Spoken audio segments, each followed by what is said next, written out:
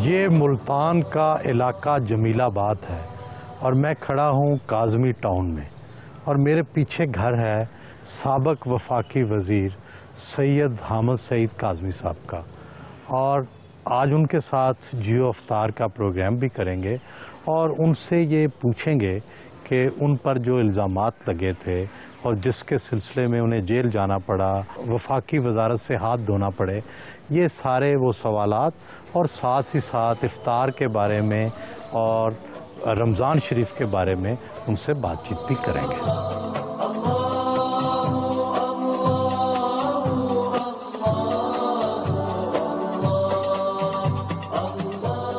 زندگی کا پہلا روزہ تو یاد ہوگا، کتنی عمر میں رکھا؟ اس وقت کیا احساسات تھے؟ غالباً 5 سال کے لگ بھگ کچھ ایسا تھا، اور نسبتاً ٹھنڈا موسم تھا، وہ گرم نہیں تھا۔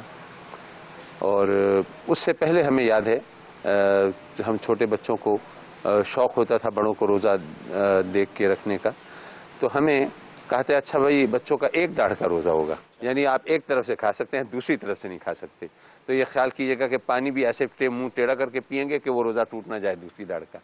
تو وہ ایک طریقہ ہوتا تھا بچوں کی ٹریننگ، چڑی روزے، اس کا چڑی روزہ کہہ لیجئے۔ زندگی کا مشکل ترین روزہ کون سا تھا جب بہت بھوک لگی ہو یا پیاس لگی ہو؟ جی، وہ میرے والد گرامی رحمۃ اللہ علیہ کے نے جس دن وصال فرمایا 4 جون کی بات ہے، جنازہ پڑھ کے ہم جا رہے تھے دفنانے کے لیے عیدگاہ کی طرف، تو اس وقت لگتا تھا کہ یہ بس پیاس جو ہے یہ جان لے لے گی، لیکن بس اللہ نے استقامت دی۔ رمضان میں آپ کی زندگی کے معمولات کس حد تک تبدیل ہو جاتے ہیں؟ عام آدمی کے لیے میں سمجھتا ہوں جس نے آفس جانا ہے، جس نے بزنس کرنا ہے، اس کے لیے تو بہت زیادہ ڈراسٹک چینج نہیں آنی چاہیے۔ تو ہمارے معمولات دوسرے ہیں، پبلک ڈیلنگ ہے، چاہے وہ دینی مذہبی خالصتاً روحانی حوالے سے ہو، تو اس میں یقینی طور پر فرق پڑتا ہے۔ کیا رمضان میں زیادہ وقت گھر پر گزرتا ہے؟ پہلے تو خیر ایسا تھا کہ میں گھر سے باہر افطار کرنا بھی پسند نہیں کرتا تھا، کیونکہ روزے کے وقت آدمی بہت زیادہ پرٹیکولر ہوتا ہے نا، مجھے کیا چیز چاہیے کیا نہیں چاہیے، پسند ناپسند کا زیادہ لحاظ، اور ظاہر آپ کسی کے گھر افطاری پہ جا رہے ہیں تو وہاں پہ آپ لکھ کے نہیں لسٹ دے سکتے نا کہ جی مجھے یہ چاہیے، وہ بہت ہی عجیب سی بات لگتی ہے۔ تو اس لیے پہلے تو میں بالکل نہیں جاتا تھا، لیکن اب ظاہر ہے کہ ایک سوشل گیدرنگز بھی، کیونکہ افطار جو ہے وہ صرف افطار نہیں رہا نا، وہ ایک میل جول کا ایک بہانہ بھی بن گیا ہے۔ سحر اور افطار میں آپ کی پسندیدہ ڈشز کون سی ہوتی ہیں؟ لو پروٹین ڈائٹ ہونی چاہیے سحری میں، اور اس میں دہی وغیرہ خاص طور پہ اس کا لازمی جز ہونا چاہیے، نمکین لسی یا ٹھنڈا پانی، بس ایسی چیزیں، اور میں تو سالن روٹی نہیں لیتا سحری میں۔ اگر آپ کی پسندیدہ افطار ہو تو اس میں کیا کیا ہونا چاہیے؟ پینے کے لیے ریفریشنگ چیز، اس کے اندر جوسز میں، اچھا مجھے آم ملتان کی اسپیشلٹی ہے، لیکن آم کھانے میں اچھا لگتا ہے، آم کا جوس مجھے بالکل نہیں پسند، کیونکہ میں سمجھتا ہوں کہ جب آپ کے پاس فریش مینگو ہے کھانے کے لیے تو پھر جوس پینا یہ تکلف کی بات ہے۔ مجھے جوسز میں اورنج کا جوس سب سے زیادہ پسند ہے، اس کے علاوہ اسٹرابیری بھی ہے، اور شربت کے اندر مجھے سندل کا شربت زیادہ مرغوب ہے۔ گھر کے بنے ہوئے پکوڑے وہ مجھے بہت زیادہ مرغوب ہیں، اور خاص طور پہ اس کے اندر جب آپ سبزی وغیرہ ڈال دیتے ہیں، پالک ہو، پیاز ہو، اور اس قسم کی چیزیں ہیں۔ سموسے بھی گھر کے بنے ہوئے بہت اچھے لگتے ہیں۔ فروٹ چاٹ وہ بہت مرغوب ہے مجھے، اس کے اندر خاص طور پر جو فریش جوسز اگر ایڈ کیے جائیں اور اس سے اس کا ٹیسٹ انہینس ہو جاتا ہے۔ قاتلانہ حملے میں بال بچے تھے، آپریشن ضرب عضب کے بارے میں آپ کی کیا رائے ہے؟ دیکھیے، عام طور پر دیکھا یہ گیا ہے کہ وہ لوگ جو یا تو نشانہ بنے ہوں، یا یہ ہے کہ جن کے بارے میں پتہ ہو کہ ٹارگٹ پہ ہیں، تو بہت محتاط ہوتے ہیں زبان کھولنے کے بارے میں۔ لیکن میں نے اس قسم کی کوئی احتیاط زیادہ ملحوظ نہیں رکھی، میں نے اپنے جذبات ہمیشہ کھل کے بیان کیے کہ مسلمانوں کا اس طرح بے گناہ مسلمانوں کا انڈسکریمنیٹ کلنگ جو ہے، اس طرح خون بہانا، یہ کسی طرح نہ قانوناً نہ شرعاً نہ اخلاقاً کسی بھی طرح جسٹیفائیڈ نہیں ہے، اور یہ کام کرنے والے نہ اسلام کی خدمت کر رہے ہیں، نہ ملک و قوم کی خدمت کر رہے ہیں، نہ ملت کی خدمت کر رہے ہیں۔ مجھے ایک لطیفہ یاد آیا، وہ میں سناتا چلوں۔ کہتے ہیں کہ ایک شیر عاشق ہو گیا کسی لڑکی پہ، اب وہ رشتہ لے کے پہنچ گیا اس کے گھر۔ اب ان کے لیے مسئلہ، ہاں کریں تو کیسے، نہ کریں تو کیسے۔ تو سوچ کے اس کے کہا کہ بھائی دیکھو، تمہارے جو خوفناک دانت ہیں، جو ہولناک ناخن ہیں، ذرا سوچو اگر ہم اپنی بچی کی شادی کر بھی لیں تو تمہیں تو دیکھ کے اس کی روح نکل جائے گی، اس کی جان نکل جائے گی، تو تم کم از کم ان چیزوں سے جان چھڑاؤ تاکہ وہ تمہارا قرب برداشت تو کر سکے۔ خیر وہ عشق کا جادو سر چڑھ کے بول رہا تھا، گئے جناب دانت نکلوا کے ناخن کٹوا کے آ گئے کہ بھائی اب دو رشتہ۔ اب لڑکی کی ماں نے جھاڑو اٹھا کے پٹائی شروع کر دی، بڑا یا رشتہ مانگنے والا، چل نکل بھاگ سے۔ کہنے کا مطلب یہ ہے کہ کیا طالبان جو ہیں وہ دانت اور ناخن کٹوا دیں گے؟ کیا ہتھیار ڈال دیں گے؟ مذاکرات کے نتیجے میں کیا نتیجہ نکلے گا؟ اگر ایسا نہیں ہو سکتا تو ظاہر ہے کہ پھر یہی حل تھا جو سامنے آیا ہے، اور اس کے علاوہ کوئی اور آپشن کم از کم میری سمجھ میں تو نہیں آیا۔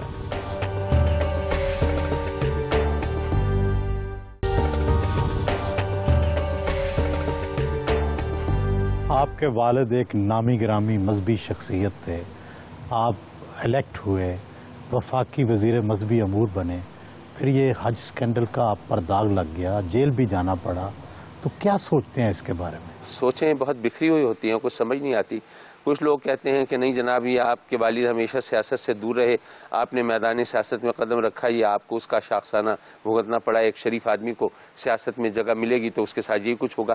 اس طرح کے تبصرے تو میں روز سنتا ہوں، لیکن میں ایک بات یہ عرض کرتا چلوں کہ اسکینڈل تو ابھی عدالت میں ہے، اس کے بارے میں کوئی اور بات نہیں کہہ سکتا۔ عدالت کے ریکارڈ پر ایک جملہ، ایک لفظ میرے خلاف نہیں ہے۔ کہا جاتا ہے کہ ایک سعودی شہزادے نے آپ کے خلاف خط لکھا تھا۔ اللہ اکبر۔ سعودی شہزادے نے جو خط لکھا تھا اس کی کہانی بھی بڑی دلچسپ ہے، میں اس تفصیل میں نہیں جاتا۔ اصل میں وہ خط میرے نام تھا۔ اب وہ مجھے نہیں پتا وہ کسی نے کوئی حرکت کی ہے یا وہیں ان کے آفس سے گڑبڑ ہوئی ہے، میرے نام مجھے بھیج دیا گیا، پھر میرے نام کی جگہ چیف جسٹس کا نام لکھ کے پھر ان کو بھی بھیج دیا گیا۔ اب یہ حقیقتاً میرے نام ہے، اس کا ثبوت یہ ہے کہ خط شروع ہوتا ہے جن الفاظ سے، وہ ہیں وزیر المعالی، یعنی جناب وزیر، وزیر محترم۔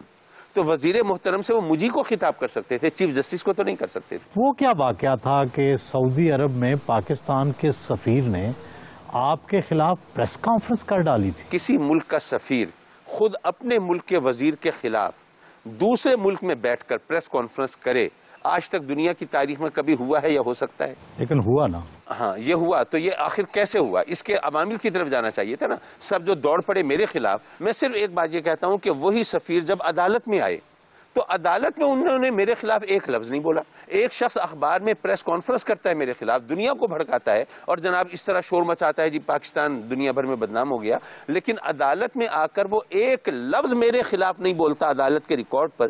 اس کا مطلب کیا ہے؟ یہ ان سے پوچھنا چاہیے نا۔ یہ کیا ہوا کہ آپ سے استعفیٰ لے لیا گیا، آپ کی پارٹی نے آپ کی حمایت نہیں کی، آپ کے ہم وطن وزیر اعظم یوسف رضا گیلانی نے کبھی آپ کی صفائی نہیں دی؟ دو فیڈرل منسٹر ایک دوسرے کے خلاف صف آ رہا ہوں تو حکومت کے لیے بڑی ایمبیرسمنٹ ہے، یہ ہے وہ ہے، تو اس لیے مجھ سے بھی استعفیٰ لیا گیا اور جناب اعظم سواتی سے بھی استعفیٰ لیا گیا۔ اگر آپ محترم زرداری صاحب کے انٹرویو سنیں، وہاں انہوں نے گڑھی خدا بخش میں جو تقاریر کی وہ سنیں تو انہوں نے ہر جگہ میری صفائی پیش کی میرے بارے میں۔ لیکن آپ کے ہم وطن وزیر اعظم یوسف رضا گیلانی صاحب نے تو کبھی آپ کی صفائی نہیں دی۔ اگر انہوں نے صفائی نہیں دی یا حکومت نے میری فیور نہیں کی، دیکھیے گھٹن تو میرے اندر بھی ہے کہ بہت سے اور لوگوں کے خلاف بھی الزامات تھے، لیکن کسی اور کے خلاف اس طرح کارروائی نہیں ہوئی جس طرح میرے خلاف ہوئی، بلکہ دوسرے بہت سے لوگوں کے خلاف تو کچھ ثبوت بھی منظر عام پر، اب وہ صحیح غلط کا تو مجھے نہیں پتا، جس کو ثبوت کے نام پر کچھ کہا جاتا ہے وہ بھی لایا گیا، لیکن ان پر ایف آئی اے نے ہاتھ نہیں ڈالا، ان کو گرفتار کرنے کی کوشش نہیں کی۔ کیوں؟ آپ کو کیوں کیا گیا؟ یہ تو انشاءاللہ استخارہ کر کے میں بتاؤں گا۔ 3 سال سے میں اس کیس کی چکی میں پس رہا ہوں، اب جب انشاءاللہ العزیز میں اس سے نکلوں گا تو پھر میں بے داغ ہو کے صاف ہو کے نکلوں گا۔ اور ویسے تو آج بھی اللہ کا کرم ہے، میں جہاں بھی جاتا ہوں مجھے کہنے کی ضرورت نہیں پڑتی، دنیا مجھ سے پوچھ رہی ہوتی ہے کاظمی صاحب ہم جانتے ہیں آپ بے گناہ ہیں۔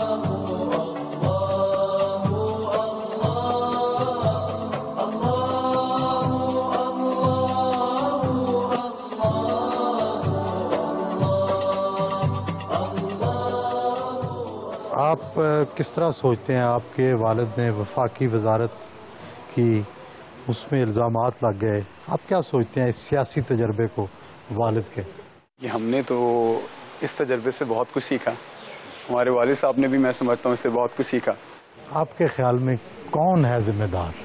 کس نے الزامات لگائے؟ دیکھیے الزامات تو محترم اعظم سواتی صاحب اس وقت سینیٹر منسٹر ہوا کرتے تھے، ان کی طرف سے لگائے گئے.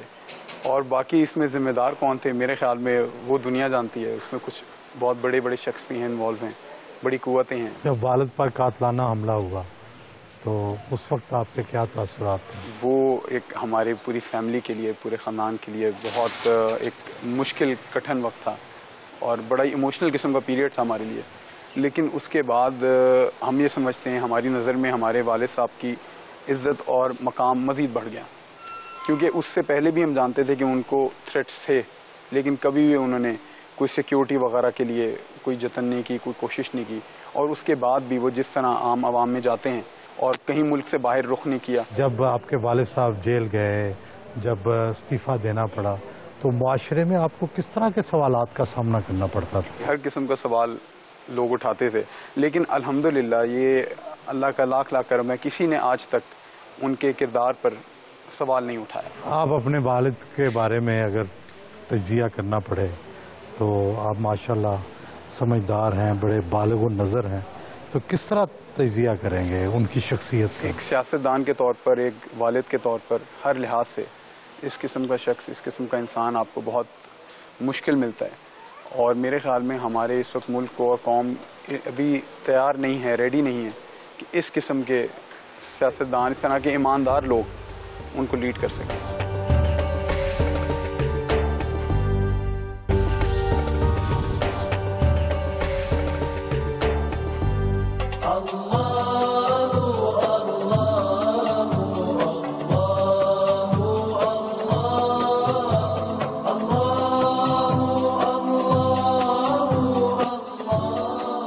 بسم اللہ الرحمن الرحیم والضحى والليل إذا سجى ما ودعك ربك وما قلى وللآخرة خير لك من الأولى ولسوف يعطيك ربك فترضى.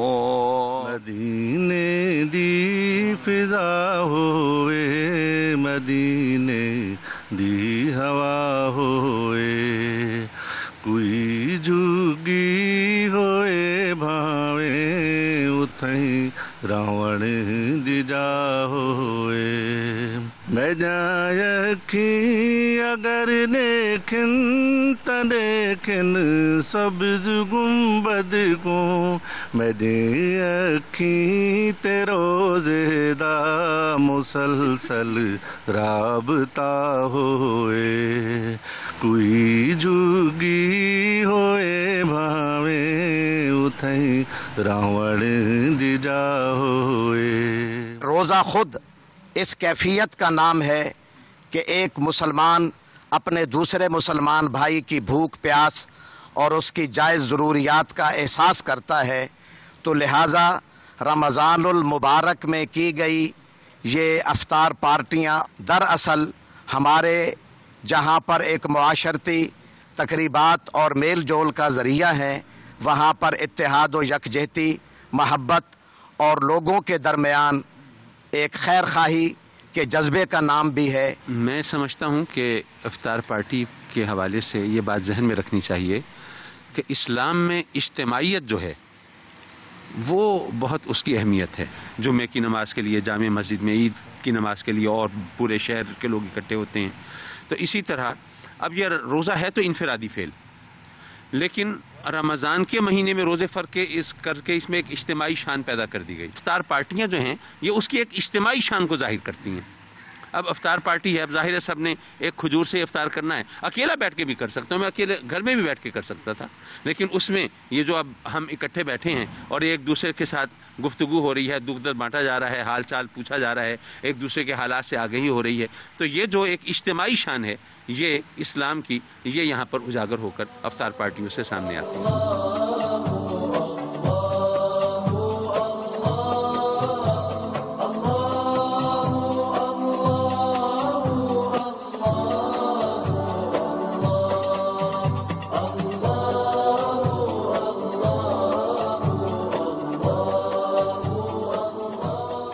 رمضان المبارک میں شاید ہی کوئی ایسی افطار پارٹی ہوگی جہاں پر فروٹ چاٹ پیش نہ کی جائے، لیکن اگر 200-300 سال پہلے کی تاریخ میں چلے جائیں تو فروٹ چاٹ کی وہ فارم، وہ شکل جو آج کل پیش کی جاتی ہے، اس کا دنیا میں وجود ہی نہ تھا۔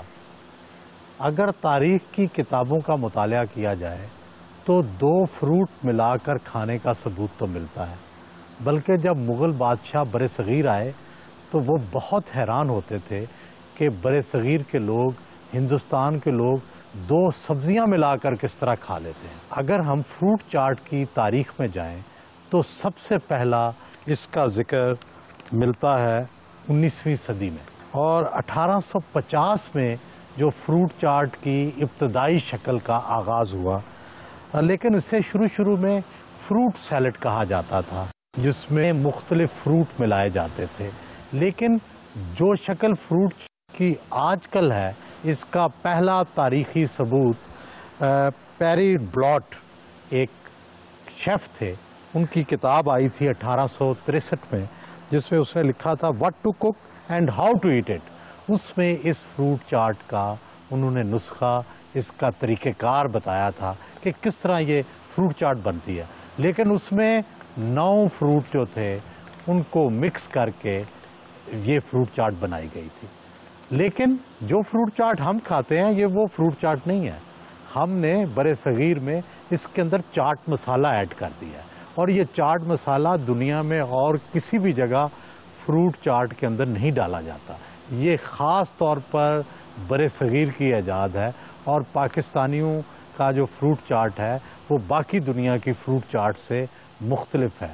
لیکن وقت کے ساتھ ساتھ یہ فروٹ چاٹ اتنی مقبول ہوئی ہے کہ شاید اب ہر افطاری کا حصہ ہے، اور بازاروں میں، گلیوں میں اگر کسی شاپنگ سینٹر پہ جائیں تو شاید ہی کوئی ایسی جگہ ہوگی جہاں فروٹ چاٹ نہ بکتی ہو۔ آج کل کے زمانے میں جب کہ لوگ اپنی صحت کے بارے میں بڑے کانشیس ہیں، انہیں بڑا خیال ہوتا ہے کہ ہماری صحت خراب نہ ہو، اور تلی ہوئی چیزوں سے، چٹپٹی چیزوں سے تھوڑا پرہیز کرتے ہیں۔ آج کل فروٹ چاٹ اس لیے بھی کھائی جاتی ہے کہ صحت کے اعتبار سے، ڈائٹ کے اعتبار سے یہ زیادہ صحت مند روایت ہے۔